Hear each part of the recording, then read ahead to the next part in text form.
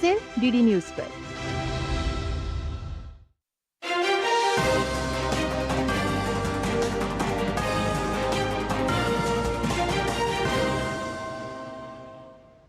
नमस्कार, DD news के इस सांकेतिक भाषा के बुलेटिन में आप सभी का स्वागत है। मैं हूं आपके साथ आरेंद्र, मेरे साथ मौजूद है मेरी सहयोगी दीपाली भूषण। शुरुआत हेडलाइंस के साथ। संसद में आज भी विपक्ष के गतिरोध के कारण कार्रवाई हुई बाधित। लोकसभा में औद्योगिक संबंध संहिता संशोधन बिल 2026 पर चर्चा। श्रम मंत्री मनसुख मांडविया ने दिया चर्चा का जवाब।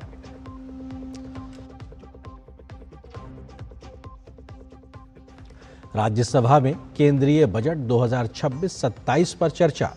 थोड़ी देर में चर्चा का जवाब देंगी वित्त मंत्री निर्मला सीतारमण।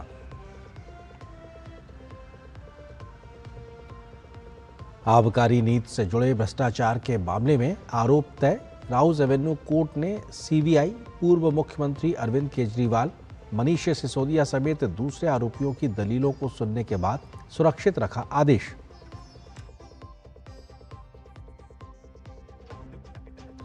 संभल में प्रशासन का बुलडोजर एक्शन। सरकारी जमीन पर बने मदरसे को किया गया जमींदोज।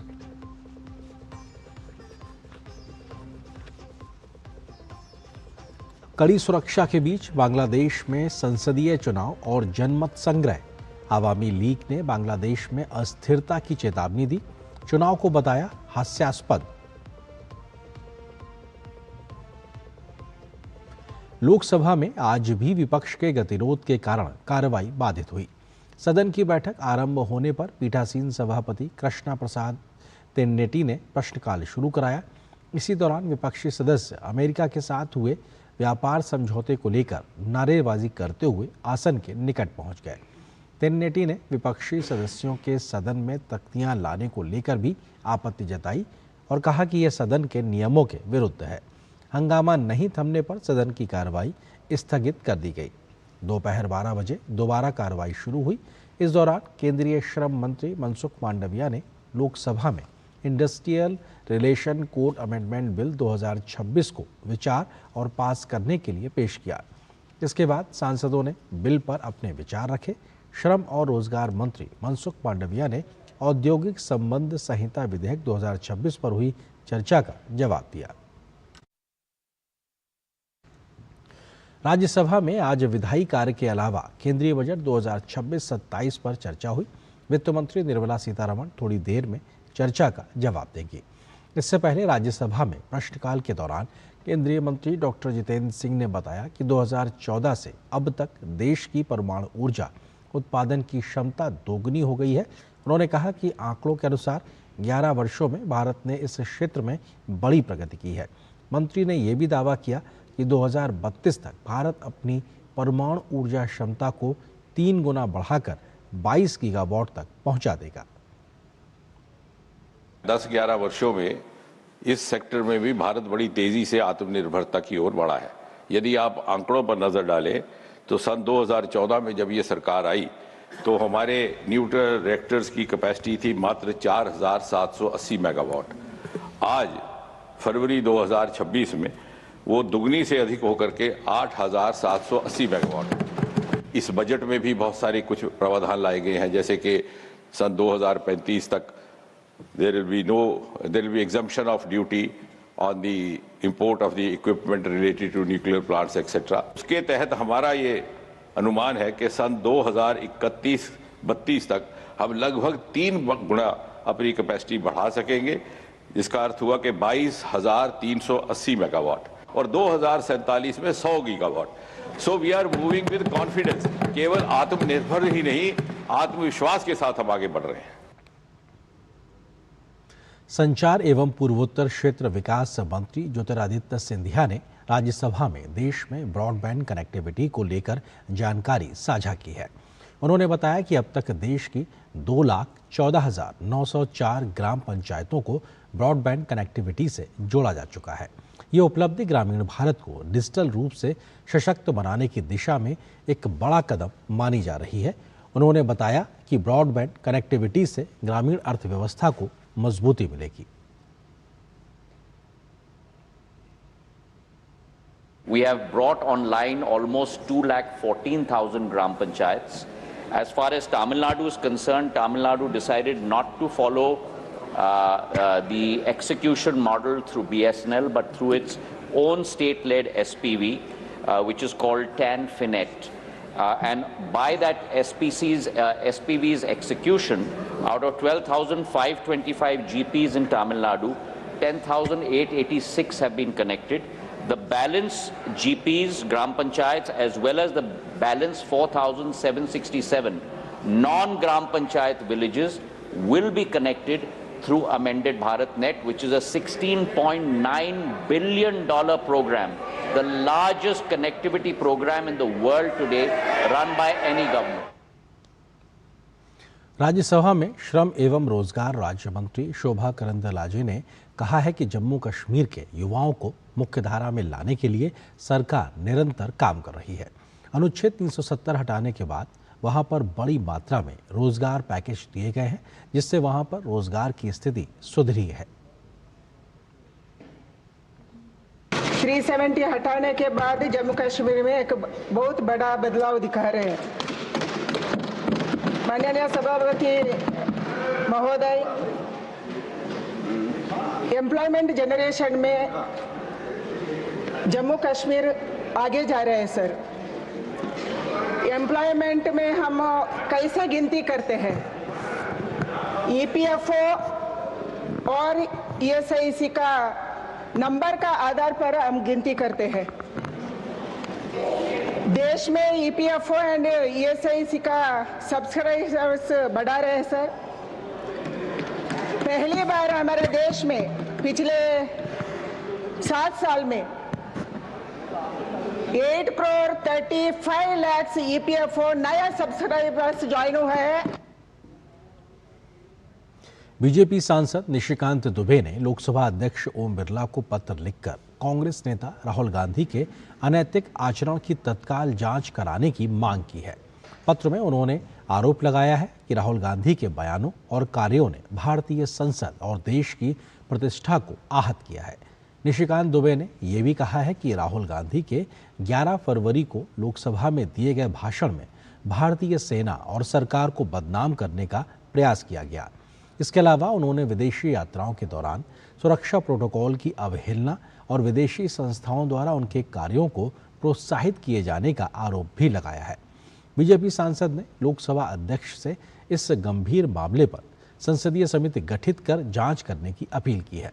उन्होंने ये भी सुझाव दिया कि राहुल गांधी के सांसद पद को रद्द करने पर विचार किया जाए ताकि लोकतांत्रिक संस्थाओं की गरिमा बनी रहे।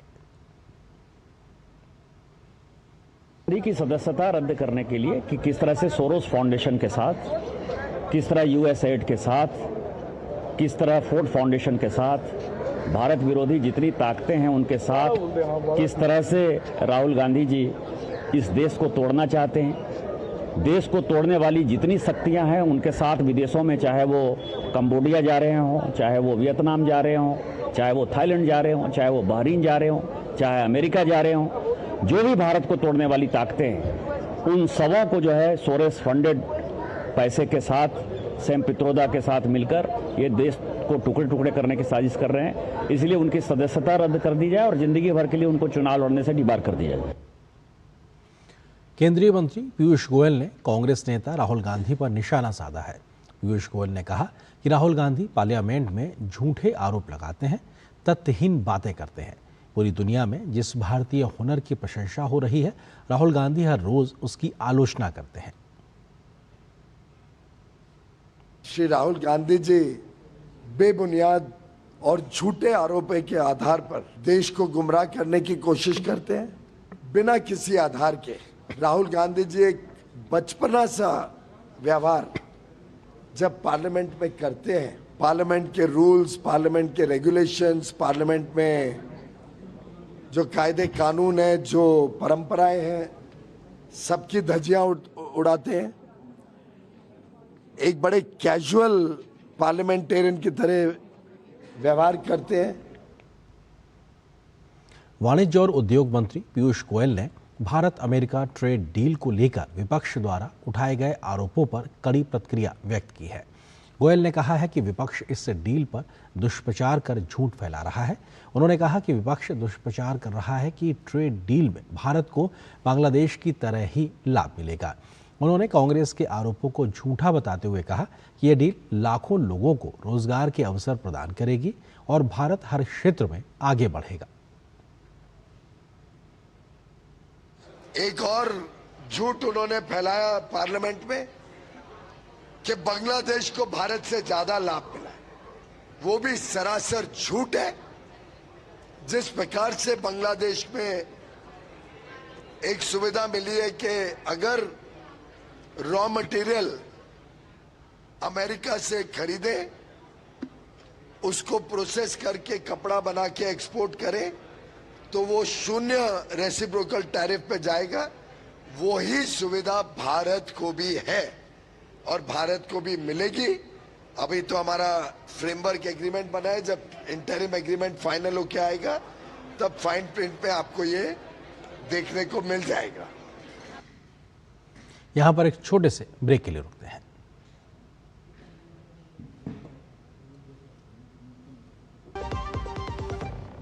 जब घर का कमाने वाला चला जाता है तो वक्त के साथ शायद उसके जाने का दुख कम हो जाए, लेकिन एक मिडिल क्लास फैमिली फाइनेंशियली टूट जाती है। फैमिली के लिए अपना फर्ज निभाओ। पॉलिसी बाजार पर 2 करोड़ का टर्म लाइफ इंश्योरेंस सिर्फ 700 रुपए महीने से शुरू। जब धरती चीर कर निकलता है लोहे का पत्थर और मिलता है मोंगिया के जोश से, फिर तपता है, पिघलता है और बनता है फौलाद। अब होता है सरिया सारी खूबियों के साथ। मोंगिया स्टील, मजबूत देश का मजबूत सरिया। माननीय प्रधानमंत्री श्री नरेंद्र मोदी जी के मार्गदर्शन में आज भारत हर क्षेत्र में आगे बढ़ रहा है। मेक इन इंडिया के लिए लोकल सप्लाई चेन बने, जो भारत की विदेशों पर निर्भरता कम कर सके। एमएसएमई सेक्टर का विस्तार करने पर अभूतपूर्व बल दिया जा रहा है। माननीय प्रधानमंत्री जी के कुशल नेतृत्व में भारत सरकार द्वारा 2016 में शुरू किया गया नेशनल SC/ST हब, जो SC/ST वर्ग के उद्यमियों को वित्तीय, व्यावसायिक और तकनीकी सहायता देकर समावेशी विकास को बढ़ावा दे रहा है। आज कितने ही मौजूदा और उभरते SC/ST वर्ग के उद्यमी इन कई सब स्कीम से लाभान्वित हो रहे हैं। आप भी इस योजना का लाभ उठाइए। अधिक जानकारी के लिए www.scSThub.in पर जाएं।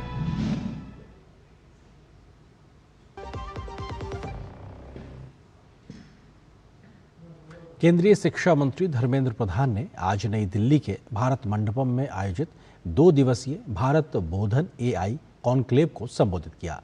अपने संबोधन में उन्होंने आर्टिफिशियल इंटेलिजेंस पर जोर देकर कहा कि AI का विकास समावेशी होना चाहिए ताकि समाज के हर वर्ग को इसका लाभ मिल सके। भारत की शिक्षा समूह में, शिक्षा जगत में, शिक्षा परिवार में तेजी से AI के ऊपर हम काम कर रहे हैं। भारत के लोगों की बौद्धिक कैपेसिटी देश के अंदर हो या दुनिया के किसी भी देश में हो, भारत की इंटेलेक्चुअल कैपेसिटी की कोई कमी नहीं है। केंद्रीय मंत्री ने बताया कि भारत का शिक्षा तंत्र तेजी से AI को अपनाने की दिशा में आगे बढ़ रहा है। उन्होंने कहा, तीसरी कक्षा से लेकर एडवांस रिसर्च तक AI का उपयोग किया जाएगा। हमने तय किया है क्लास 3 से अनुवाद, class and age appropriate AI knowledge को हम पहुंचाएंगे। क्लास 3 से लेके एडवांस रिसर्च तक ये सारे में AI को as a topic, as a research issue, as a model, as a communication strategy. और AI मेरे दृष्टि से हॉराइजेंटल विषय है। AI सिर्फ टेक्नोलॉजी की विषय नहीं है। देश की सभी हायर सेकेंडरी स्कूल तक, सरकारी स्कूल तक भारत सरकार ब्रॉडबैंड इंटरनेट कनेक्शन पहुंचाएगी। खान मंत्रालय द्वारा देश के महत्वपूर्ण खनिज संसाधनों की खोज और विकास को नई गति देने के लिए एक्सप्लोरेशन लाइसेंस के दूसरे ट्रेंच की नीलामी प्रक्रिया शुरू की गई है। इस मौके पर केंद्रीय कोयला एवं खान मंत्री जी किशन रेड्डी ने कहा कि प्रधानमंत्री के नेतृत्व में देश तेजी से आगे बढ़ रहा है और सभी सरकारी एजेंसियां मिलकर ईमानदारी से इस मिशन को सफल बना रही हैं। उन्होंने ये भी कहा कि नई ऊर्जा, नई तकनीक और बेहतर रणनीति के साथ भारत को आत्मनिर्भर और मजबूत बनाने की दिशा में निरंतर प्रयास जारी हैं। हम लगातार step by step exploration ecosystem को मजबूत करने की दिशा में हम अलग अलग काम कर रहे हैं। मिनरल इंपोर्ट डिपेंडेंसी हम कम करना चाहिए। यह हमारे लिए बहुत महत्वपूर्ण विषय है। सरकार के सामने पहला एजेंडा में मिनिस्ट्री में यही है और विकसित भारत का जो लॉन्ग टर्म गोल्स है, इस लॉन्ग टर्म ग्रोथ स्ट्रैटेजी को आगे बढ़ाना चाहिए। उत्तर प्रदेश के संभल की नरौली नगर पंचायत की जमीन पर बने मदरसे को गिराने के लिए प्रशासन ने बुलडोजर कार्रवाई की है। इस कार्रवाई से पहले मुस्लिम समुदाय के लोगों ने मदरसे को खाली कर दिया था। जहां तक कि मदरसे के अलावा रास्ते की जमीन पर 8 से 10 मकान भी बने हुए हैं, इन्हें भी खाली करवाने की प्रक्रिया शुरू की जा चुकी है। अब प्रशासन द्वारा अवैध रूप से बने ये मकान भी गिराए जाएंगे। इस मौके पर भारी पुलिस बल के साथ साथ एसडीएम भी मौके पर मौजूद रहे। देखिए, ये डाटा संख्या 1635-1636 है, जो खाद के गड्ढे वह रास्ते के भूल जिसमें कि मदरसा व अन्य 7-8 मकान बने हुए हैं, जिसकी की कार्रवाई सरसक की कार्रवाई पूर्ण होने के बाद, पूरी नोटिस सर्व होने के बाद, अपील की तिथि खत्म होने के बाद, तब हम इस पे एग्जीक्यूशन की कार्रवाई करेंगे। उत्तर प्रदेश के मुख्यमंत्री योगी आदित्यनाथ ने पर्व त्योहारों के दौरान किसी भी प्रकार की अराजकता और कानून व्यवस्था से खिलवाड़ करने वालों के खिलाफ सख्त कार्रवाई के निर्देश दिए हैं। सीएम योगी ने कहा कि धर्म स्थलों के परिसर में अनावश्यक आवाज नहीं होनी चाहिए और सभी स्थलों पर सतत निरीक्षण जारी रहना चाहिए। सीएम ने प्रदेश की कानून व्यवस्था की समीक्षा करते हुए पुलिस बल को अलर्ट रहने की हिदायत दी और आगामी बोर्ड परीक्षाओं, जनगणना और अन्य आयोजनों के दौरान प्रशासन को पूरी सतर्कता बरतने के निर्देश दिए हैं। इसके साथ ही उन्होंने कांवड़ यात्रा की सुरक्षा सुनिश्चित करने के लिए प्रशासन को पूरी तरह सतर्क रहने की बात की है। मुख्यमंत्री ने धर्मस्थलों के आसपास भिक्षावृत्ति को अनुचित करार दिया और इसकी प्रभावी रोकथाम और पुनर्वास की योजना बनाने के निर्देश दिए। कोलकाता के चिंगरी घाटा मेट्रो परियोजना ऑरेंज लाइन के निर्माण में राज्य सरकार के कथित असहयोग के कारण प्रगति में बाधाएं आ रही हैं। मेट्रो रेल अधिकारियों ने आरोप लगाया है कि पिछले 1.5 साल में इस रूट पर केवल 316 मीटर का काम पूरा हुआ है। कलकत्ता उच्च न्यायालय ने 15 फरवरी तक ट्रैफिक ब्लॉक देने का आदेश दिया था, लेकिन राज्य सरकार ने इस आदेश को सुप्रीम कोर्ट में चुनौती दी है, जिससे मेट्रो परियोजना पर अनिश्चितता के बादल मंडरा रहे हैं।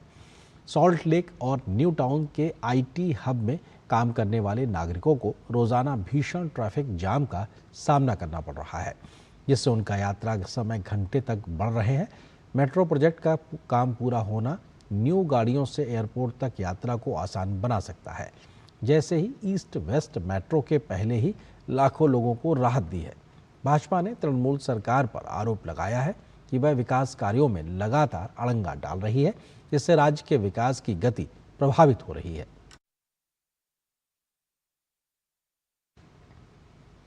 दिल्ली में आबकारी नीति से जुड़े भ्रष्टाचार मामले में राउज एवेन्यू कोर्ट ने आरोप तय करने पर अपना आदेश सुरक्षित रखा है। दिल्ली के कोर्ट ने सीबीआई और दिल्ली के पूर्व मुख्यमंत्री अरविंद केजरीवाल, उप मुख्यमंत्री मनीष सिसोदिया समेत अन्य आरोपियों की दलीलें सुनने के बाद 27 फरवरी को आदेश सुनाने का फैसला किया है। वहीं आबकारी नीति मामले में प्रवर्तन निदेशालय द्वारा दिल्ली के मुख्यमंत्री अरविंद केजरीवाल को समन जारी करने के मुद्दे पर निचली अदालत ने उन्हें बरी कर दिया था। इस फैसले को ईडी ने दिल्ली हाई कोर्ट में चुनौती देने का निर्णय लिया है। ईडी ने आज हाई कोर्ट में यह जानकारी दी कि वह निचली अदालत के फैसले को चुनौती देगा। यह मामला अब तब शुरू हुआ था जब अरविंद केजरीवाल ने ईडी के समन का विरोध करते हुए दिल्ली हाई कोर्ट का रुख किया था।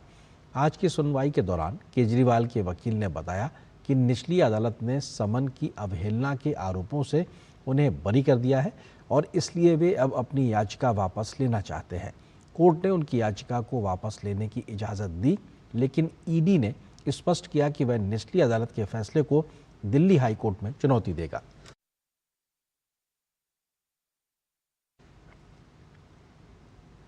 नेट जीरो कार्बन उत्सर्जन के लक्ष्य को हासिल करने की दिशा में भारतीय रेलवे ने एक ऐतिहासिक उपलब्धि दर्ज की है। रेलवे के ब्रॉड गेज नेटवर्क का अब 99.4% विद्युतीकरण पूरा हो चुका है। आपको सीधे ले चलते हैं राज्यसभा, जहां पर वित्त मंत्री निर्मला सीतारमण बजट पर हुई चर्चा का जवाब दे रही हैं। For India, and this kind of a moment doesn't come too many times in history. A rare moment when our macroeconomic balance, which is unique to achieve, I'm saying it more with responsibility rather than claiming it as a marker with which I want to start commenting on the observations of the honorable members. It is an achievement of the entire country. It is the achievement of our people to have a wonderful balance, that is, you're having a good high rate of growth of the GDP and there is a low inflation which is being held at that kind of a level for continuously some time. I'll get into the details. This kind of a unique balance, high growth and low inflation, and that is why, not an observation made by the ministry, but I think the Reserve Bank of India had used the expression Goldilocks moment. It is not something which the ordinary citizen of India is going to relate to as a terminology. But it is a rare moment, is something which all of us can recognize, and it is not by fluke or some rare coincidence that we've arrived here. Tremendous effort, granular details in planning, and timely action that we can continuously do as a government has been undertaken, and I will elaborate it as I go down when I'm talking further on this topic. So that kind of an ideal condition for sustained growth, inclusive development, and maintaining a balance of our inflation. At one point in time, there are people who commented to me saying, shouldn't the inflation be a bit higher than what it is, because for good growth you need that, and that's where this whole debate about real growth versus actual growth and so on. So it is a rare moment for us, and it gives us therefore the confidence for planning for the next decade, 2 decades, let us say, till we reach Viksit Bharat 2047. And therefore this budget, whilst recognizing the external challenges and the kind of situations of uncertainty which prevails all over, still has had the advantage to be able to give that kind of a lead to the common public that this has the direction, the challenges prevail, but our destination is Viksit Bharat. Therefore, how to keep that growth at a level which is sustainable and at that highest level that we've reached. So that is the backdrop with which this budget has been prepared. Sir, the National Statistical Office gave the first advanced estimate. The real GDP growth there in that advanced estimate is projected at 7.4% for the year 25-26, with a nominal growth rate at around 8%, while CPI inflation has softened to nearly 2%. So this is that combination that I'm talking about of a strong growth, price stability is really uncommon globally, and reflects the strength of India's economic fundamentals. And this, I would place again, at the cost of repeating, is an achievement of the people of India. And there is no way anyone can decry saying, oh no, but this economy is probably dead, this economy is not really doing well. These kind of naysayers are only mocking at the people of India who are really doing their bit to contribute to India's growth. So the union budget, therefore, sir, in presenting 2026-27 budget, is designed to lock in these gains, convert these macroeconomic stability factors into long-term productive capacities, and to extend this growth trajectory into the coming decade as well. So in this, Atmanirbharta is an important element, and that principle of Atmanirbharta will be kept in mind in everything that we plan for the economy. We have built domestic manufacturing capacity, and that is very obvious. And energy security is also something which we've kept in our minds while preparing the budget.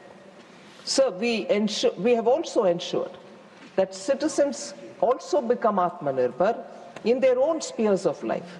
So ease of living, when we say that we have taken measures for ease of living, when we support employment generation, when we improve agricultural productivity, and when we increase the household's purchasing power, these are all conscious steps taken by us, resulting in these aspects of our life, and therefore all services will have to now be available for all citizens so that they are able to chart their own course. So therefore in this budget you also see, sir, that to develop our human capital, we have set a target of creating 1 lakh allied health professionals over the next 5 years. And that scheme is supported by a total allocation of 1,000 crores for this year only, for these next 12 months. This will create employment opportunities in the health sector and also simultaneously improve the health services and promote medical tourism in this country, which is already being serviced by many hospitals, many cities. But now we want that to be very well established with good quality and standard at all levels. Sir, we are also establishing, and this is something which has been a part of one of the budget documents, the budget speech had an appendix, even there the details are given for all to see. We are establishing a high-powered education to employment and enterprise standing committee that will ensure our youth are ready for services sector, where we aim to capture nearly 10% of the global market by 2047. So this standing committee, I would want to take 1 minute to elaborate on what exactly is this standing committee going to be doing. The standing committee will prioritize on IT, fintech, logistics, healthcare, tourism, and also creative services. So when they prioritize on these sectors, because we are saying we will capture the global services sector to a level of about 10% by 2047, these are the probable sectors where a lot of service sector related entrepreneurship can develop, and for which the standing committee will prioritize on these sectors. They will look at closing the skill, infrastructure and credit gaps.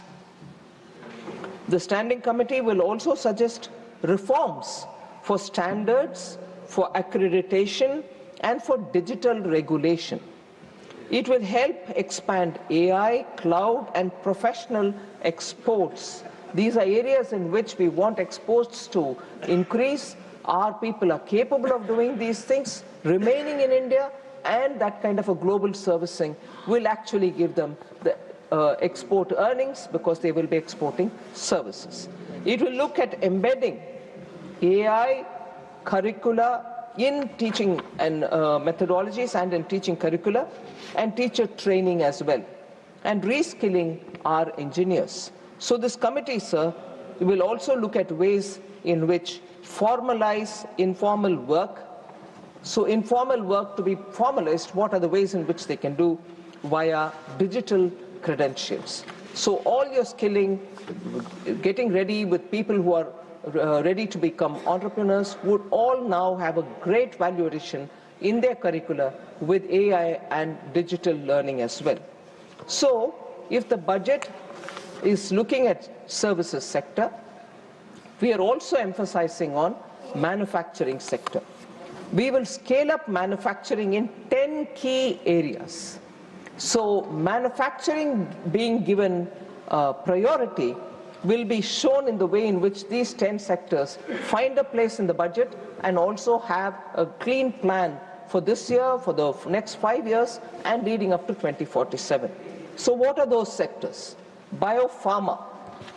Launch of Biopharma Shakti with an outlay of 10,000 crores to make India a hub of biological medicines and biosimilars.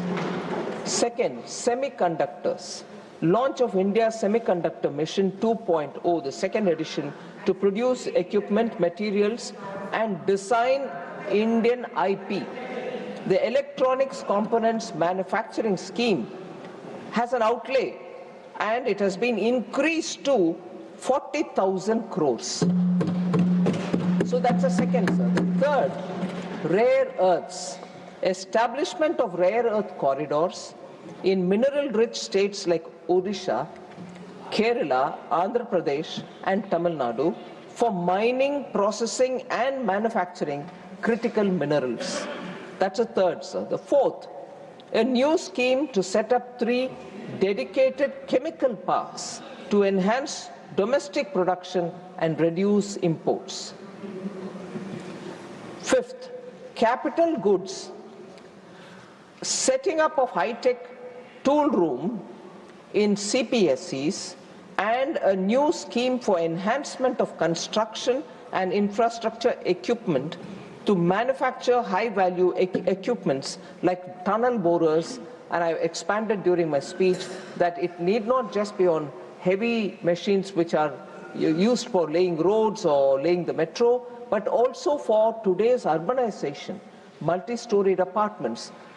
Many of the operations are today becoming mechanized, street maintenance. For all of them, you need machines which have to be heavy-duty machines which have to be produced and made in India.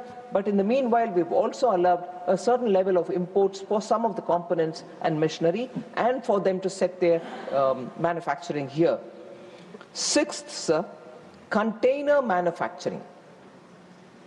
A dedicated scheme with an allocation of 10,000 crore to create a globally competitive container manufacturing ecosystem within India.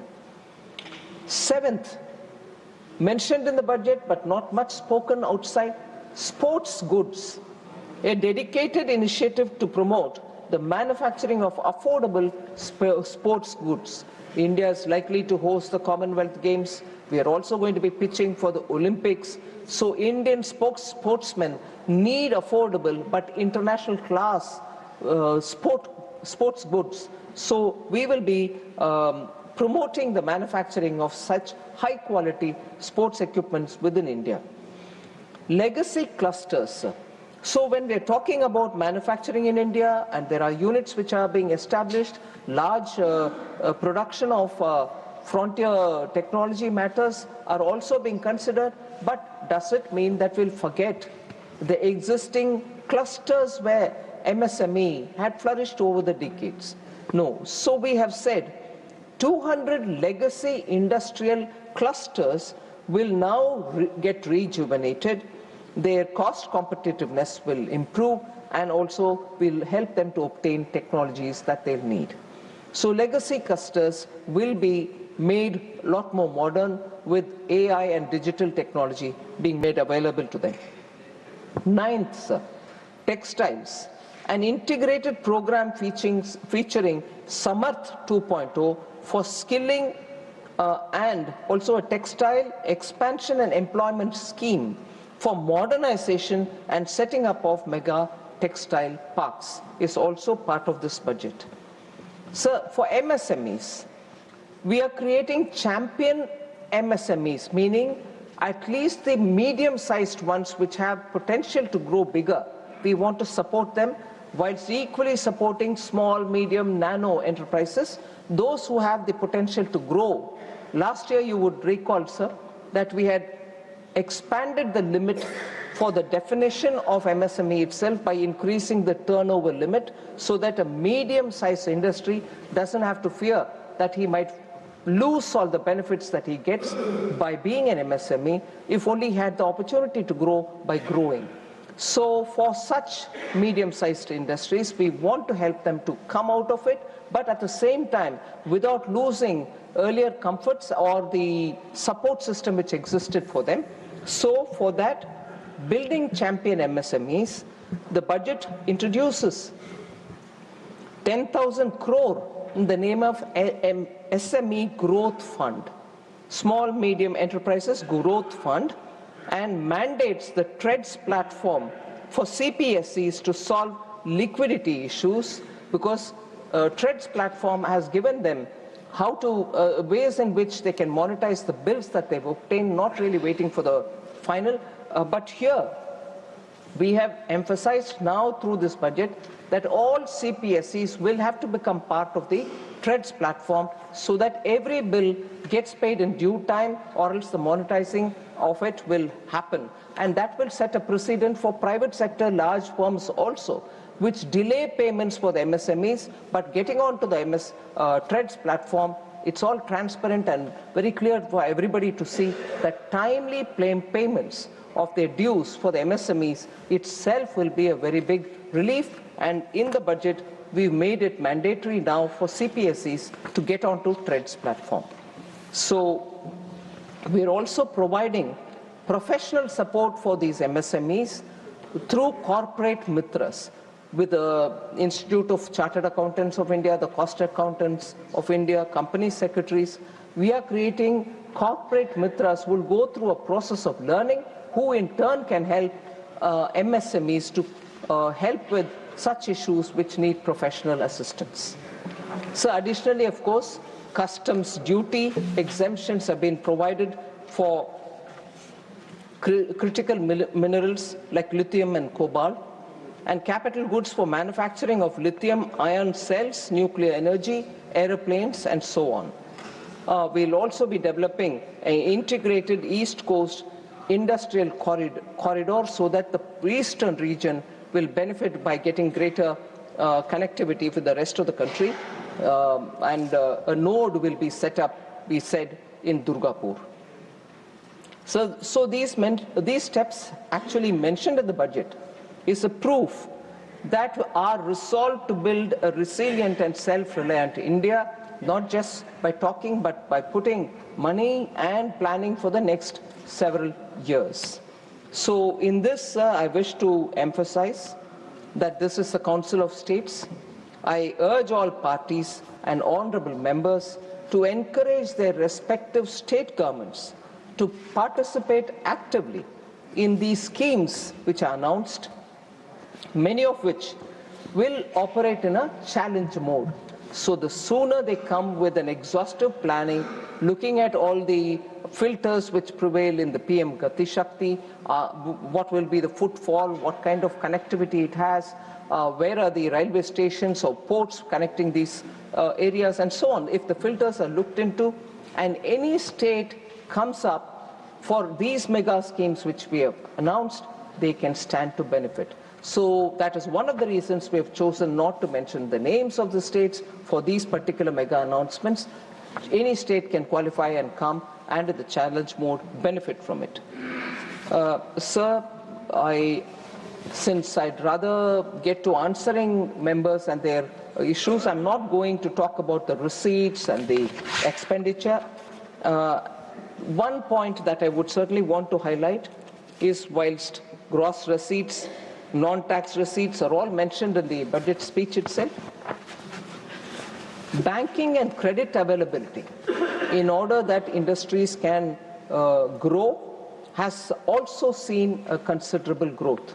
The total credit has expanded by 13.8% in the current financial year. That is, as of 15th January 2026, for the year ending 31st March 2026. The non-food bank credit has grown 13%, and the non-bank credit, that is the NBFCs, has also shown a growth of 15.4% in the same period. So, the high-level Committee on Banking for Vikasit Bharat will comprehensively review the banking sector and align it with the next phase of growth for India.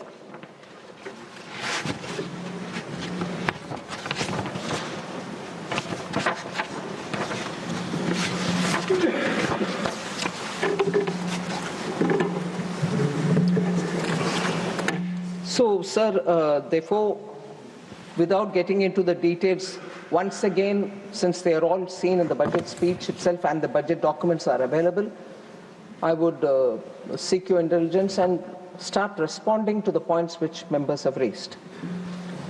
Sir, central government is slashing funds allocated for various schemes and therefore is able to maintain the fiscal deficit number as given.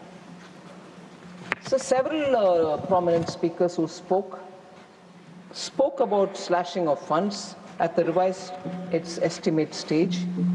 So leading them to conclude that public finance is not managed well, or it's a deliberate attempt, I would think, to mislead the House. It's not right to say, sir, that we have slashed funds, and I will get into the specifics. Before I get into the specifics, I'll also give a bit of a background. In the past, sir, success was measured by how much money was pushed out of the treasury, regardless of whether it was actually being spent or not. Money is allocated, money is given, it's gone there, it's lying there, whatever be the outcome. Thousands of crores kept lying idle in the bank accounts of implementing agencies. At the state government or while the central government, sometimes you borrowed money, you gave it, and we are paying interest on it. So it also created a huge float in the banking system. So clearly, a glaring need for reforms in that aspect was before all of us. So through the public finance management system, the single nodal agency, SNA Sparsh as we call it, we have now absolute visibility of where the money goes, where it remains, where it gets spent, where it doesn't get spent, and where it is lying idle. We have a clear visibility. And equally, this system has given us the advantage that just in time we can release for the state which wants the money for that particular purpose, and that will be based on the state's own share which is getting spent. So the state put their own share and spend the earlier installments given by the center, after which the funds under the scheme are released further to them. So strictly the money goes when it is required and gets utilized, and on getting utilized the second tranche goes, and so on. So sir, we do not blindly release more just because we need to book expenditure. We do not do that. We ensure that the money is released only when the ground level work demands it. And on that, the state and the center can have a conversation, and if it requires, we will release. So I would like to categorically state that there is no denial or stopping of fund to any state or any scheme. So, through the SNA Sparsh, therefore, we have created a system which is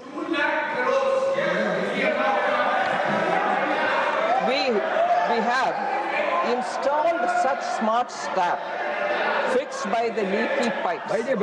Fix the... Please, let her complete her speech, please, my dear. this isn't slashing expenditure. It's precision and accountable governance. It's an assurance to the taxpayer that every rupee is accounted for. It's an assurance to the taxpayer, I repeat, that every rupee is accounted for. Sir, and therefore, I'm not just talking here. Please take your seat. Every time you cannot disturb the house like this, please take your seat. I have introduced a new Nothing will go on record except Finance Minister's speech. I have introduced a new statement 4AA in the expenditure profile, which shows fund balance under single nodal agency accounts. He will reply all your questions. Please, take your seat. In respect of centrally sponsored schemes. So, sir, the centre's funds are not a free pool of cash that can be used. It is hard-earned contribution of every Indian citizen. We refuse to squander this money simply to meet a deadline. We refuse to squander this money. Please take your seat. Just because we have to meet a deadline. There is a very transparent process and we go by that. The change in the allocations of budget estimates and revised estimates is a standard, transparent and healthy practice, which is not new to us, it's been there always. Sir, I think sometimes we have to get to some of the details. There's a poor history, for whatever reason. I'm not pointing fingers at anybody, but poor history for accounting or not spending fully, particularly in social sector schemes. And that becomes a very big issue when we have to talk about it. What are the causes, sir, for underspending? Policy paralysis, disdain for governance, poor policy planning and execution. So large unspent funds remain there, particularly in the social sectors, its schemes. And I will now compare our 10 years with the earlier 10 years also. There can always be an observation saying, okay, now you have 10 years, why can't you? We are improving, but 10-year patch of the earlier government, look at the amount of unspent amount. Sir, 14 major social and rural sector ministries. I've taken them, 14 major social and rural sector ministries, compared 2004 to 14 with 2014 to 24. Because the concern comes about unspent money, you are remaining without spending, you're crunching that, and therefore you're having fiscal discipline, fiscal deficit number achieved. No, I want to tell you that between 2004 and 14, in these 14 major social and rural sectors, 94,060 crore of budget expenditure was left unspent during the UPA era. 94,060 crores. Now, between 2014 and 2024, that has drastically come down to 1%, meaning 37,064 crores is all that is left unspent in these 10 years. So when 94,060 crores of budget was left unspent, it made up for 6.4% cumulative budget estimate, whereas here it is just 1%. Under NDA, Prime Minister Modi's government, only 1% in these social sectors are remaining unspent. I want to place these data because it's important. Why? Just as questions are being asked about these monies are remaining unspent, you're crunching this number and therefore fiscal discipline, equally, the very same people would ask about, what's your debt? Why is it growing? Why are you borrowing so much? I find पारस्परिक विरोधाभास है इसमें. खर्च नहीं करोगे और खर्च हम ज्यादा कर रहे हैं मगर खर्च नहीं किया, और इधर बोल रहे हैं नहीं खर्च करो उधर मगर बोरोइंग क्यों बढ़ रहा है? बोरोइंग बढ़ेगा जब कैपिटल एक्सपेंडिचर बढ़ना चाहिए, क्योंकि एसेट क्रिएट कर रही हो. So this mutual contradiction has to be resolved by people who are asking this question. So Congress sheds crocodile tears about rising debt. Sir, you want us to borrow more money and release funds also to the states? I want to say this, sir. Government cannot borrow excessively. That's a principle which guides us. The Congress is obsessed about outlays. कितना outlay? इसमें कितना दिया? कितना दिया? कितना दिया? मगर हम तो मांग रहे हैं कि पैसा भी देंगे मगर आउटकम भी दिखाओ. सो कांग्रेस को खर्च के फिक्र है, हमें नतीजों का फिक्र है. Naysayers, of course, will say, oh, this budget is parsimonious. Not at all. If you are conscious of the penny or the rupee, the paisa that you're collecting from an Indian citizen and wanting outcomes, you will have to be careful about how monies go, when they go, how much goes. And that is exactly the principle with which the prudential public finance management, which Prime Minister Modi guides us, is be sure that my money is not lying idle somewhere. You should know why it is lying idle, get the outcomes there. So that is the route with which we are going, sir, so that the zamana of 15 paisa only goes out of that money which is being sent to the state. Oh, chala gaya. Modi ji ke samay par हर पैसा जो जाना है वो जाएगा. इसीलिए 2014 से more than 48 lakh crores have been spent on various or have been sent directly through DBT to various beneficiaries. And because it is DBT, we have saved an estimated 4.31 lakh crores from falling into wrongful hands. That saving is very clearly paisa not being allowed to go to hands which don't have a right to receive that money. That is possible only because we have made the entire process digital and transparent. So 48 lakh crores have gone to people who need to get it, and that's not a small achievement, sir. Technology has helped us, I should concede that. So Congress party announces big, spend blindly without even accountability, without any accountability, borrow more and ruin the fiscal discipline, which is not the story under Prime Minister Modi's leadership. Fiscal discipline equally without giving attention to people who need those welfare projects. I will repeat that one particular scheme through which this argument holds validity. Oil bond issue, sir, which was created during the UPA time. We will be paying that even now. We are repaying it even now. My grievance with oil bonds, sir, is that it was never reported in their budget. कुछ और नहीं है, bond race करना है, race करो, तो क्यों budget में बोला नहीं है? उसको क्यों कारपेट के अंडर पुश करके छोड़ दिए? वो है. इसीलिए the basic principle of responsible budget making is something which we have steadily, and I'll tell you in a bit, how every year we've brought in greater transparency in our budget making process.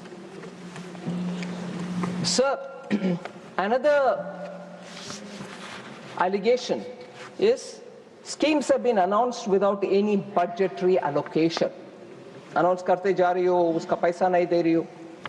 So I want to say, sir, budget speeches give a policy directive also, other than announcing schemes, or it may announce schemes with allocation, and sometimes it may allocate resources a bit later. So announcing schemes without allocation itself is not saying the truth, complete truth. I would like to say, sir, the number of instances when budget speeches earlier made had announcements with no allocation. But before I go into that, I will like to elaborate on, in this budget, 16 new schemes have been announced with allocation. 16 new. I can leave the list on the table, sir, with your permission, for any member who wants to see. 16 new schemes with allocation and 4 schemes where existing schemes have been given top-up amounts as well. So 20 schemes with allocation, new ones 16, and 4 existing getting top-ups. But the earlier examples of UPA, where budgetary announcements were made, no allocation were made, that wasn't criticized worthy at that time, but when we do it, it's criticized worthy. But I see budget documents as, budget speeches as much more than just giving schemes and allocation. They are also setting the direction. 2005-06 budgets, UPA governments. Manufacturing competitiveness program was announced as a new scheme with no financial outlay. Skills development initiative in the same budget was announced, no financial outlay. Mumbai as a regional financial center was announced in the same budget, no outlay. National Institute of Securities Market. It's a policy directive, and I can recognize that that's not a scheme in that sense. It was a policy directive given to a regulator saying, set up your own Institute of Securities Market. And that was only right. You couldn't have allocated anything. So, several announcements without outlay, sir. But no, it is a sin when we do it. Tea industry regeneration. I want to say this now very clearly because I quote this from the 2005-06 budget. But मैं जरूर इसको बताना चाह रही हूँ क्योंकि waste Bengal में चुनाव है, असम में चुनाव है.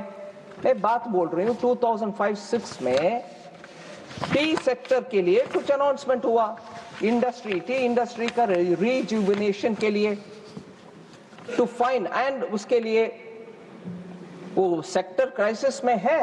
सो गवर्नमेंट वुड, मैं कोट कर रही हूँ उधर, would examine ways and means of introducing a program for massive replantation, unquote. कोई budgetary allocation नहीं था उस समय. वो ठीक है, मगर इधर एक आध स्कीम का अनाउंसमेंट हुआ क्योंकि उसमें कारण है, मैं कारण भी बताऊंगी, मगर वो गलत है. ये क्रिटिसिज्म हमारे ऊपर डालने से पहले कम से कम उनके अपने बजट ही देख लें. Please have a look at the budgets which you have announced, in which many schemes went about without any allocation. 2012-13 UPA budget, sir. Credit guarantee fund for education loans. No financial outlay. And that was setting up a fund for ensuring a better credit flow to students who wanted to take money. No outlay. Credit guarantee fund for skill development. Again, 2012-13 budget, no monetary allocation. National Mission on Food Processing, no financial outlay, even in that 2012-13 budget. Irrigation and Water Resource Finance Company का घोषणा हो रही है, मगर उसका भी allocation कुछ भी नहीं बोला गया. ये सब ठीक है, मगर हमारे यहाँ जहाँ 20 स्कीम्स का एलोकेशन के साथ घोषणा होती है, एक आध में जानबूझ करके एलोकेशन नहीं है, मैं कारण बताऊंगी, मगर वो गलत है. ये कैसे क्रिटिसिज्म हो सकता है sir?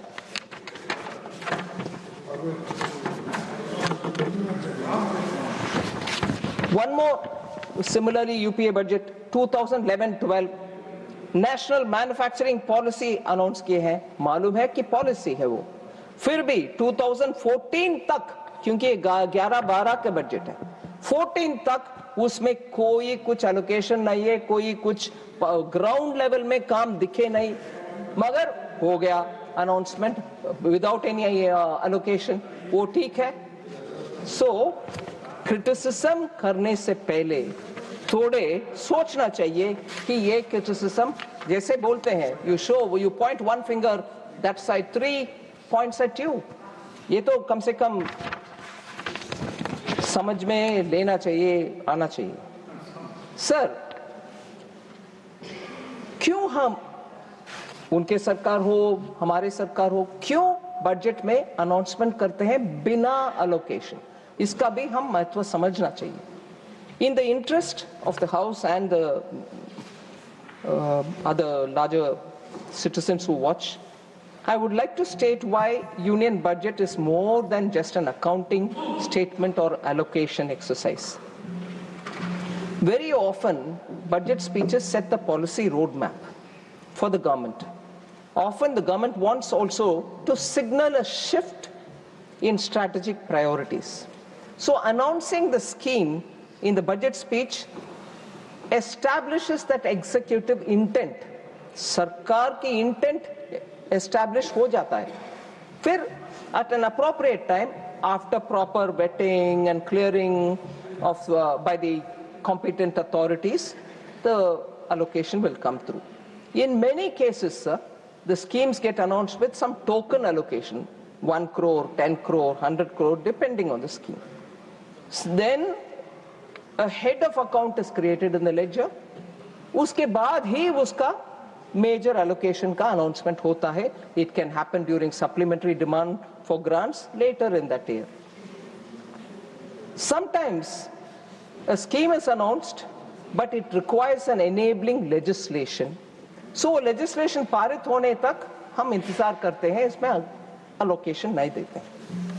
So I'm sorry, many of the वरिष्ठ members know all this.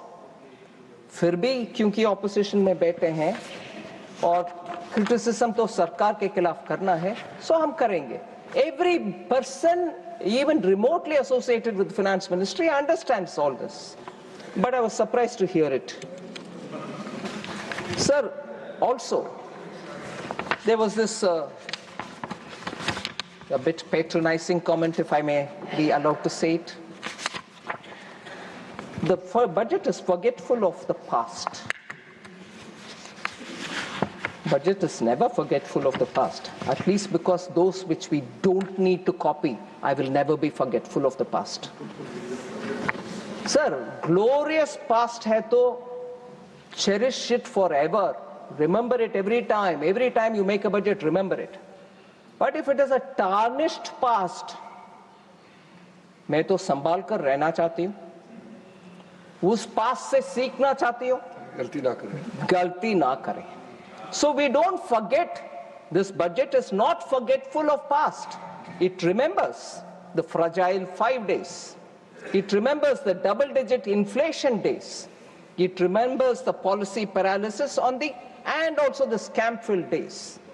It remembers banks were forced to lend just with a phone call without doing any KYC or anything of that kind.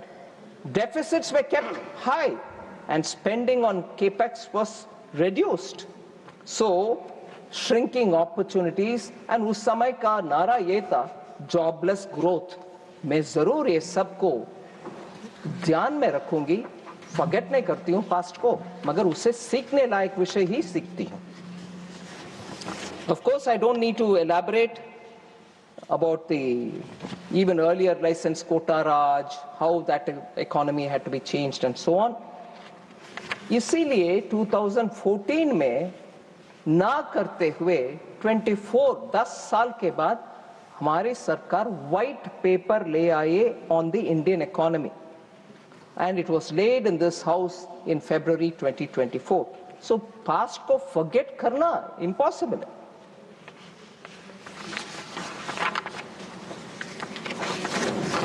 So now I want to just say, I'm not sure how to take this. Former FM P. Chidambaram ji, in 2023, addressing the audience in a media conclave, had said that he credited the BJP-led NDA government for its single-minded focus on containing the deficit and on debt management. He said it in 2023. And today, in 2026, that circumstance which he took into consideration and gave this comment has actually only improved. It is actually only improved. So there's no way that comment which was given in 2023 can be changed. If anything, appreciation will have to be more. But today, we find that you're finding fault with our debt management. It doesn't add up. So then, I move on to talking about, again, debt to GDP, which was raised by I can't see the honorable member, Raghav Chadda. So, this is not a new change, sir. When we are focusing on debt to GDP, it's not a new target. There was an amendment done in 2018 to the FRBM Act. In that itself, that change was brought in. So I just want to inform the member that if he had not noticed it then, it's worth noticing that it is not new. Also, sir, the point that the middle class is being sandwiched was raised. I'm sure many honorable members thought they had some common cause with that allegation which was being made. I want to very clearly bring the data out to say the conclusion that the middle class was being sandwiched was being made because personal income tax collections exceeded the corporate tax. That is fundamentally misdiagnosing the situation. There's no evidence of middle class suppression. Actually, there is enough and more evidence of historic middle class expansion and formalization driven by the economic reforms that have been undertaken in the last 10 years. High personal income tax collection is not necessarily middle class being crushed. I'll give you the reasons why. There are more people today with income that is taxable. More income is visible and in the formal sector, and it is being reported. So the economy is no longer narrow, and it's not just confined to the elite. Middle class basket is widening. Between 2013-14 and 24-25, the number of taxpayers, that is, people filing returns or with TDS deducted, rose from 5.26 crore to 12.13 crores. So within the last 11 years, more than doubling has happened in the income taxpayers' numbers. So obviously you learn more from it. And what is the growth therefore, sir? CAGR of 7.9%. So that is the largest structural expansion of the middle class in this country. So suppression cannot happen if the tax net is widening, and if the net itself is widening, it's not because of suppression. People are coming on board to pay. And coming on board to pay, not because we are bringing more rates. On the contrary, even as this expansion is happening, income tax limit has increased to 12 lakhs for everybody, and for those in salaried class, 12.75 lakhs तक आपको tax पे करना ही नहीं है. So suppression का बात कहाँ आती है सर? अगर 12.76 लाख तक salaried class को टैक्स ही पे करना नहीं है, कहाँ है suppression? Second, standard deduction has also been enhanced. New tax regime has simplified filing and due diligence करने वाले काम को भी simplify कर दिया. Next generation GST rationalization has also lowered household costs. उनके monthly खर्च कम हो रही है क्योंकि GST में हर item का rate कम हो गया है. Inflation also is at a historical low. So somewhere middle class के ऊपर ये शब्द suppressed cannot coexist with real incomes rising and with record low inflation. And there is an upward mobility of workforce as well.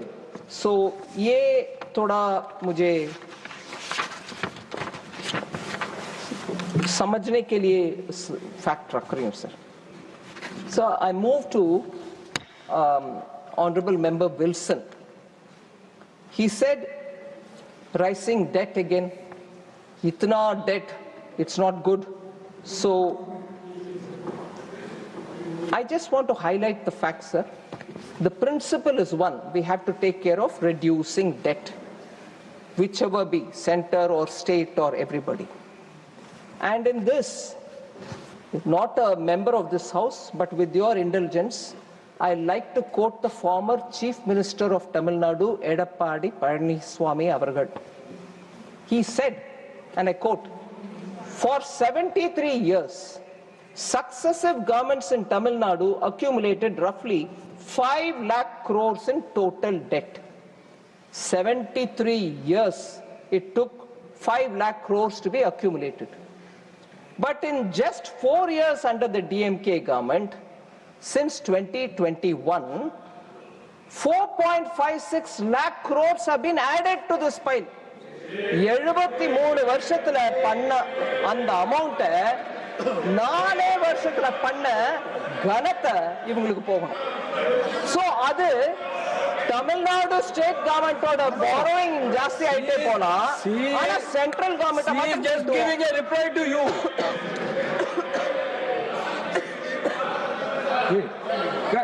You made it. Let lobby our Sir, we are listening to her very quietly. She is also talking whatever she wants to tell us. She is giving advice. We'll take her.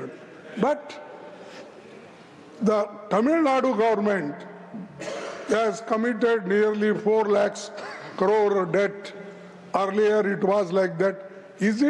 Are you speaking on Tamil Nadu budget or Indian government budget? This is not fair because election is there. Election is there and AIDDMK leaders quote she is doing it. Outside speech, who is nothing to do with this house.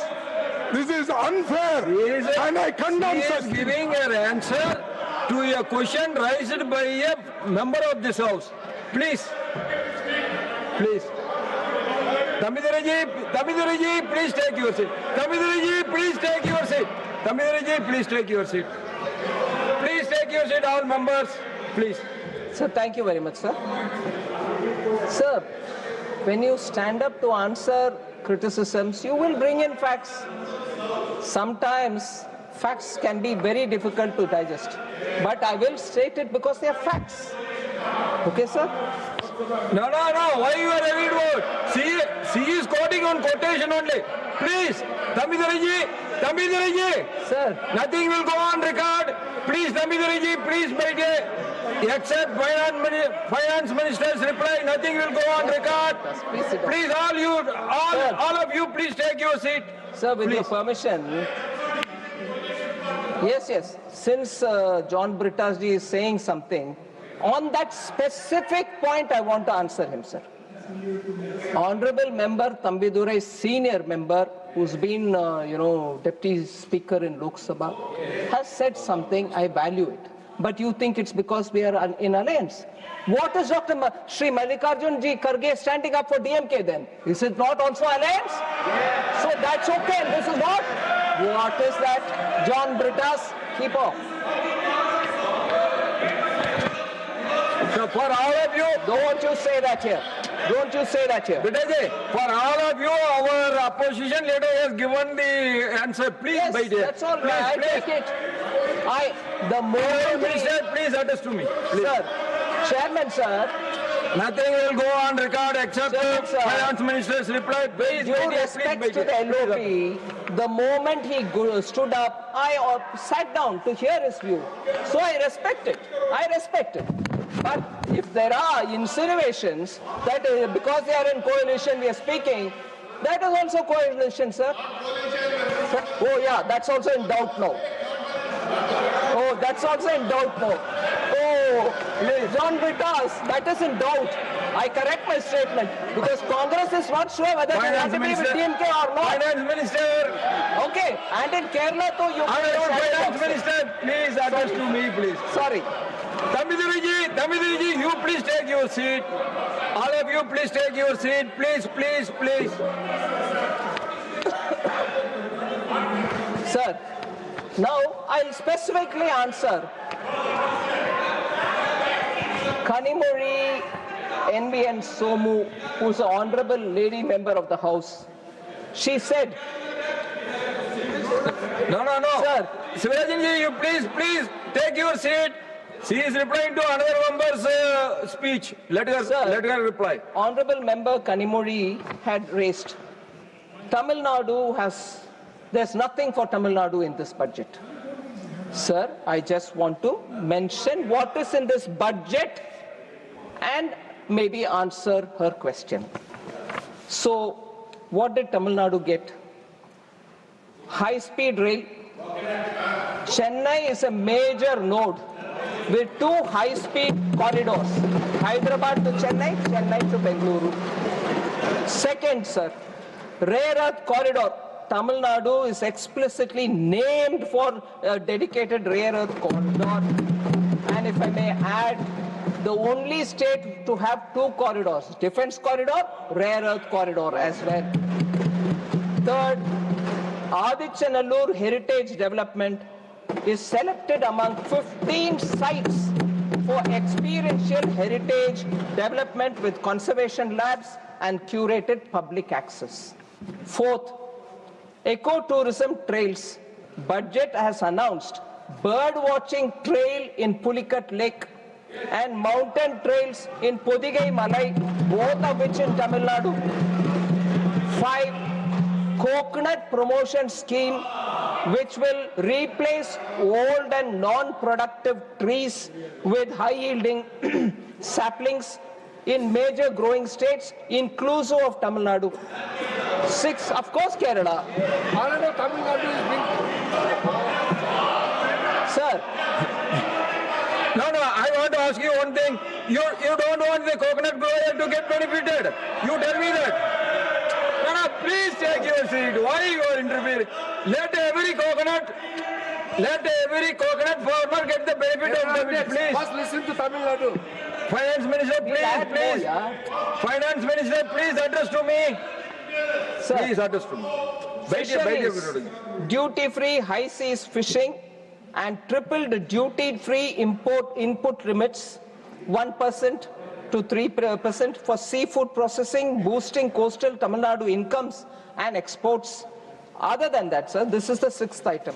7th, textiles, modernization and employment program under Samarth Plus, Samarth 2.0, skilling for Tirupur, Coimbatore garment clusters is not for Tamil Nadu. 8th, leather and footwear, duty-free inputs extended to shoe uppers and export window extended from 6 months to 1 year. Import something duty-free, do your work, export it not within 6 months, export it even after 6 months till 1 whole year. That will give comfort to small manufacturers. So leather, and that will directly cut costs for units, small units, which are in Ambur, Vaniambadi and Chennai. That's not Tamil Nadu, sir. Then, automobile and electrical vehicles, customs exemption on capital goods for lithium-ion cells, critical mineral processing, strengthening Chennai-Hosur EV ecosystem. And the 10th, sir, girls' hostel. 1 hostel per district. 38 hostels can be built in Tamil Nadu. That's not for Tamil Nadu, sir. And even better. And even more. And even more. Sir, when we said city economic regions, where we are giving from Government of India 5,000 crore per city economic region for 5 years, 1,000 crore per year.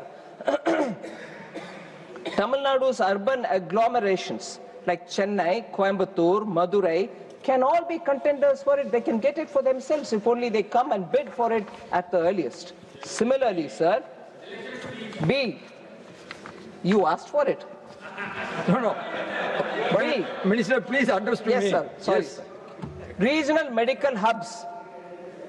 India's healthcare capital, everybody claims, I also accept it. Chennai is well placed to secure one of the 5 medical hubs that we want to establish for care, education, research, and for Ayush. They can have a medical hub.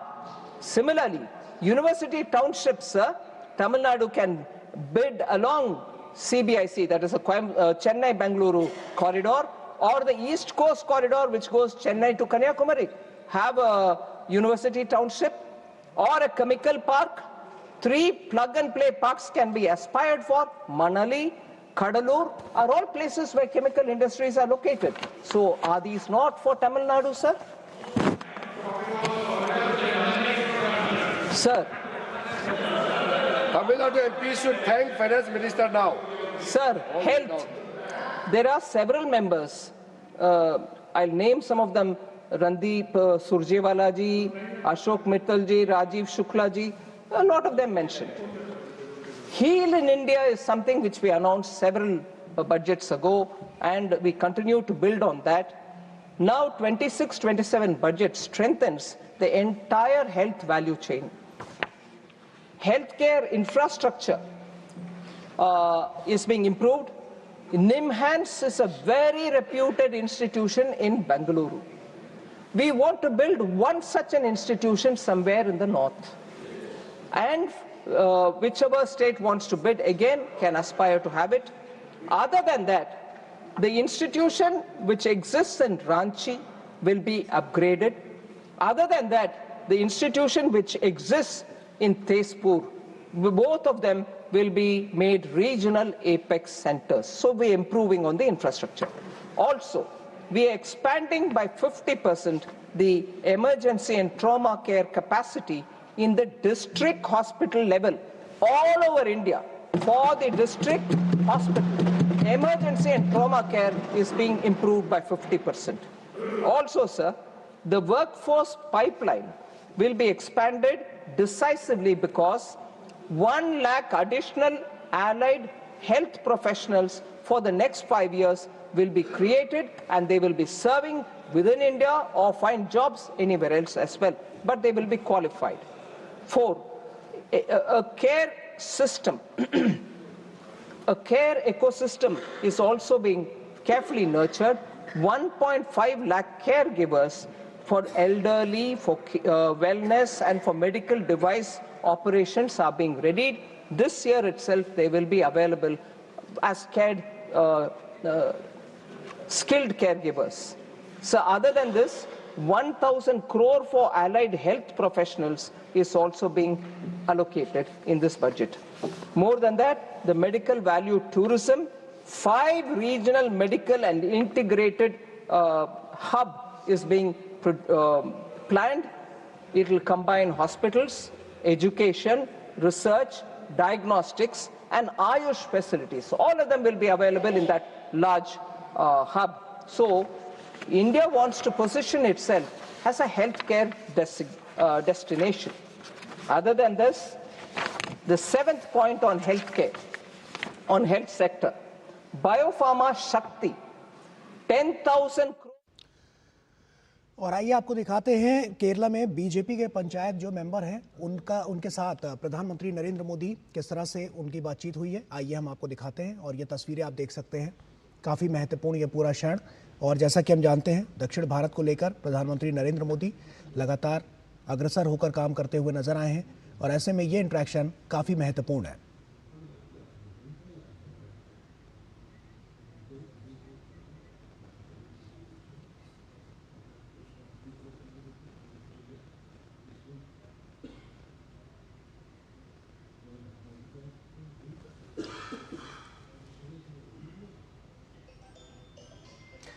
तो काफ़ी महत्वपूर्ण है। अपने निवास पर प्रधानमंत्री नरेंद्र मोदी का ये इंटरेक्शन दक्षिण भारत को किस तरह से और ज़्यादा महत्वपूर्ण जो गति देने की कोशिश है, उसमें ये जो मुलाकात है, ये जो इंटरेक्शन है, ये बहुत महत्वपूर्ण है। आने वाले समय में भी जैसा कि हम जानते हैं लगातार दक्षिण भारत के लोगों के लिए लगातार अग्रसर होकर काम करते हुए प्रधानमंत्री नरेंद्र मोदी नजर आए हैं, और इसीलिए इंटरेक्शन और भी ज़्यादा महत्वपूर्ण इसलिए हो जाता है कि डेवलपमेंट के लिहाज से और इसके अलावा तमाम अलग अलग जो क्षेत्र हैं उनमें किस तरह से विकास हो, उसको लेकर ये इंटरेक्शन बहुत महत्वपूर्ण है, जिसकी तस्वीरें हम आपके साथ साझा कर रहे हैं। प्रधानमंत्री नरेंद्र मोदी ने यहाँ उनसे मुलाकात की है, और ये इंटरेक्शन जो आप देख सकते हैं काफ़ी महत्वपूर्ण रहा है। और साफ तौर पर बानगियाँ अगर हम देखें तो दक्षिण भारत को लेकर जो उसको और ज़्यादा सशक्त बनाने की कवायद है वो यहाँ से निकलती हुई नजर आई है। इसीलिए ये इंटरेक्शन और भी ज़्यादा महत्वपूर्ण हो जाता है। वहाँ की संस्कृति को, वहाँ की विरासत को और ज़्यादा किस तरह से उसकी दृष्टि को आने वाले समय के लिए भविष्य में और कितना इसको प्रगाढ़ और मजबूत करना है, ये नजर आ रहा है। सुधाकर हमारे साथ, हमारे सहयोगी जुड़ चुके हैं। सुधाकर, काफी महत्वपूर्ण ये पूरा इंटरेक्शन, क्या बड़ी बातें निकलकर इस पूरे इंटरेक्शन से नजर आ रही है?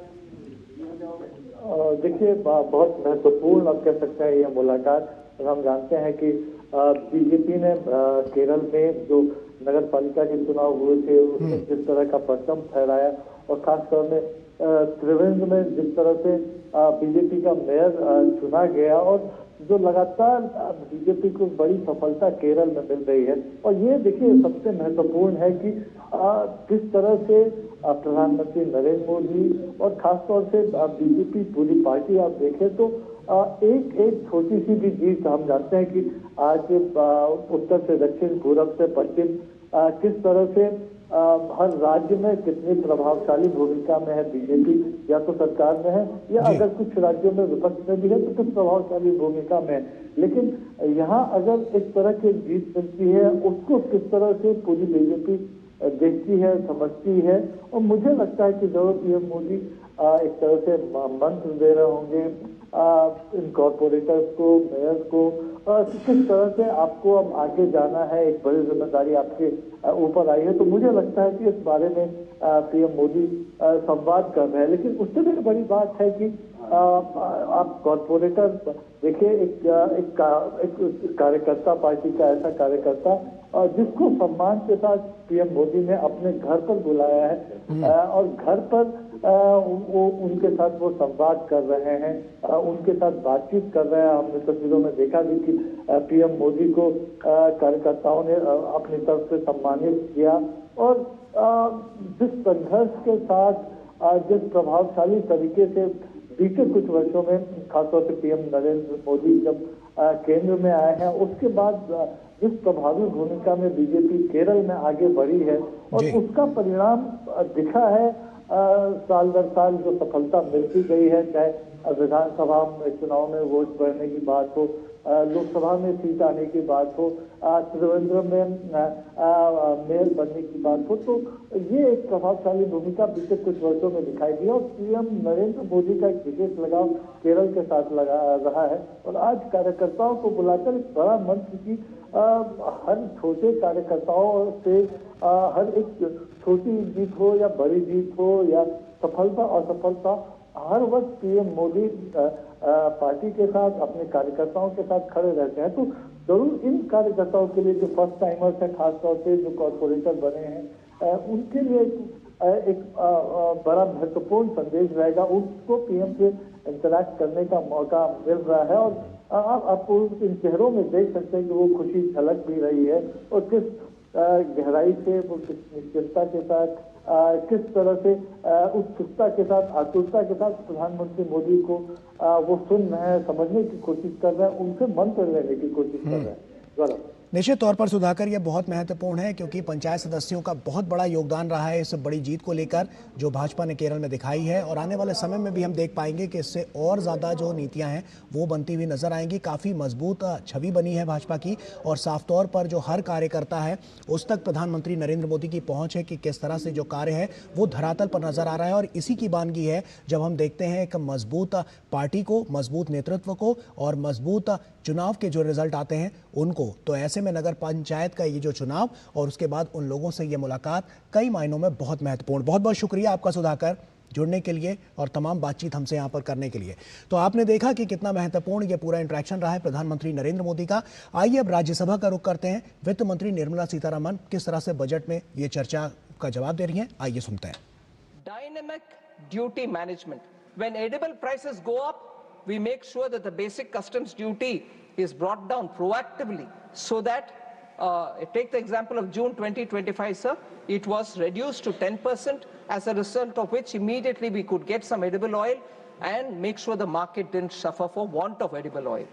So when at the same time, in case the price comes down too much, that our farmers might get affected, we quickly go in and raise it so that farmers don't get affected. So dynamically managing duty on commodities which can come into the country. Second, actively maintaining a buffer stock so that as and when the prices are likely to go up, we release the stock and calm the prices down. This is actually validated by data in the last 4 or 5 years. We also have made sure that railways will make sure logistics is provided for edible items which have to move to different parts of the country at a lower price. Every commodity going on the road with diesel costs and truck and logistics delay might increase the price, so we have ensured that railways will be the route through which many of these goods will move to different parts of the country. So that's also part of the dynamic management. Third, sir, GST rate rationalization, all of us have spoken about it. We kept doing it in piecemeal. At one go in September 2025, I will thank the GST Council. Unanimously, the rates were brought down for across the board to all common man items. And the fourth, sir, we give support to agriculture. India recorded a historic cereal production of 3,320 lakh tons in 24-25. So when our annadata are producing and giving, we are able to also make sure that the prices come down. No, announcement come morning. No. Sir, inflation control, thereby, inflation control has been completely, because of the dynamic system with which we are working in tandem with the RBI, it has been kept below the tolerance band.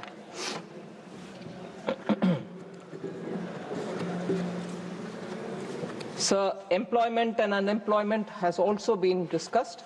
I would like to place the facts, sir. Indian labor market is undergoing a structural transformation with record low unemployment. India's unemployment rate has actually fallen structurally, you can see it, from 5.6% in 2017-18 to 3.2% in 23-24. It's actually unemployment has come down. The economy is actively absorbing labor. In Q2 of financial year 26, which is the current year, sir, 56.2 crore people were employed. Just in this one quarter, 56.2 crore people have been employed. 8.7 lakh net new jobs have been created in just 3 months. So, the annual survey of industries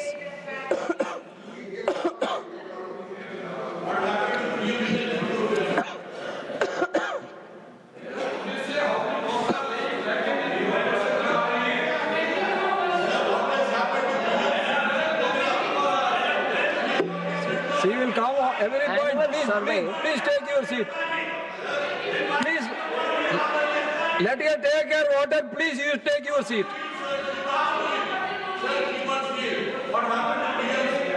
Please, attest to the chair.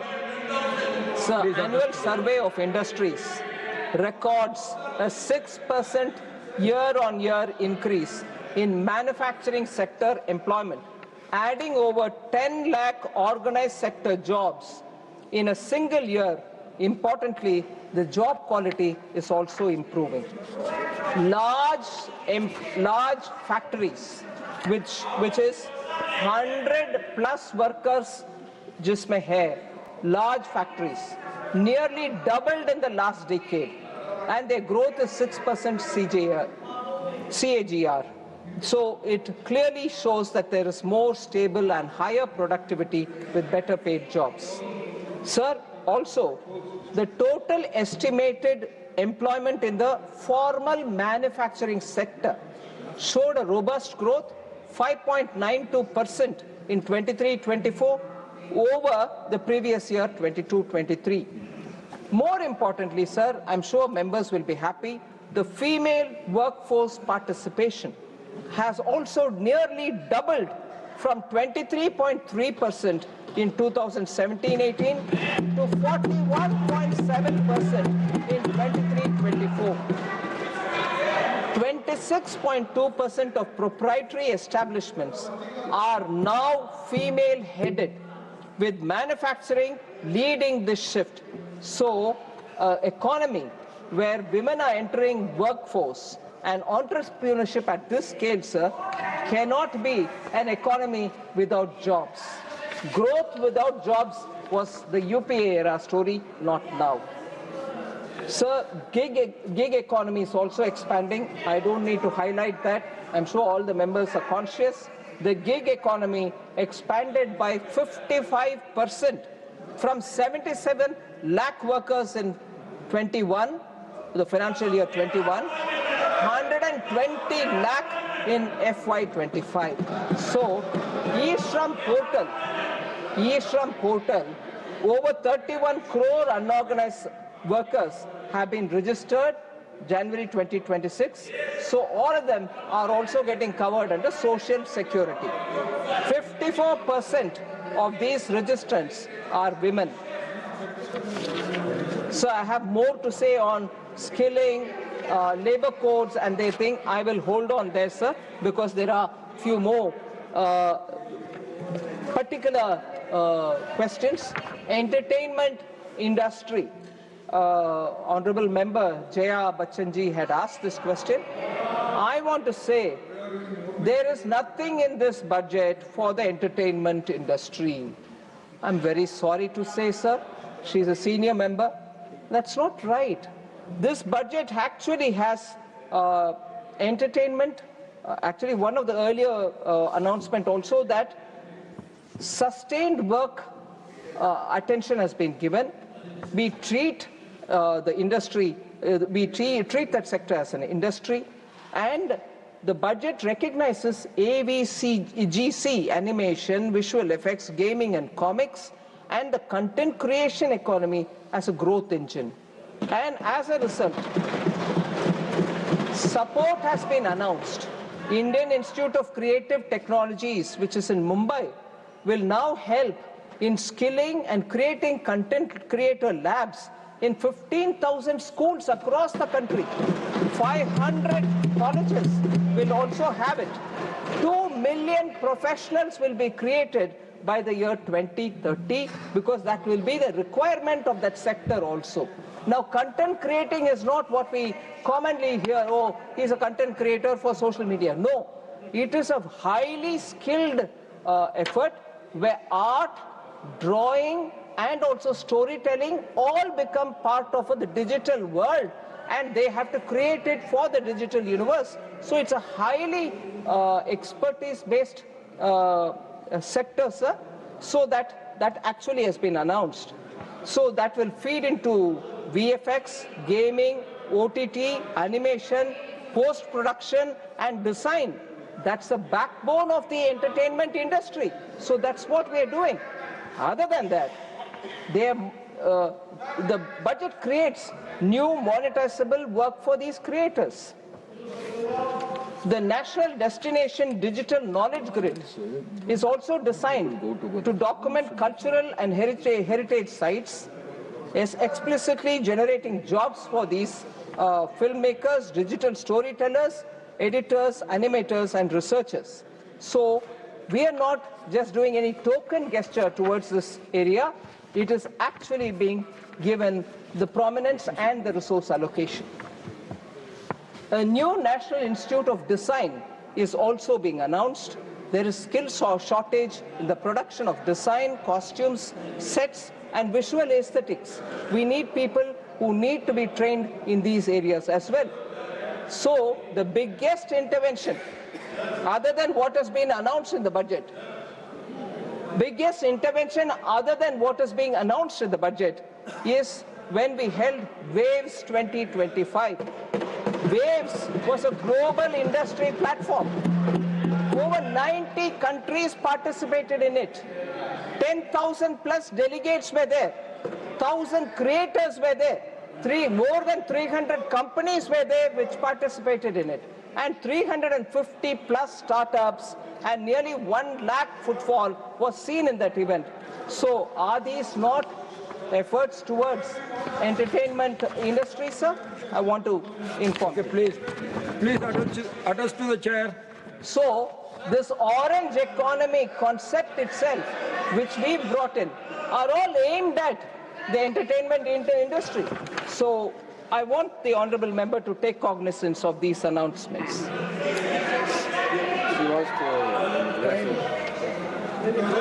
See, are you yielding for Jaya Bachchan ji? आराम से Please.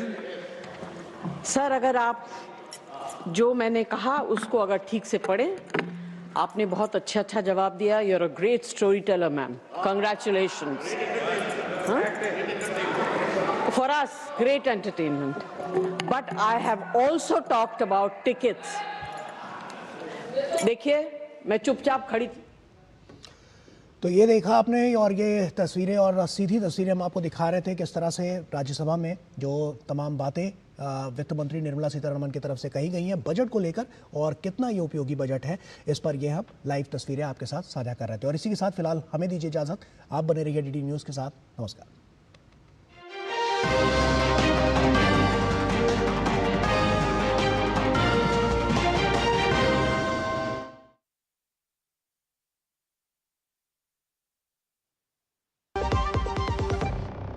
जब धरती चीर कर निकलता है लोहे का पत्थर और मिलता है मोंगिया के जोश से,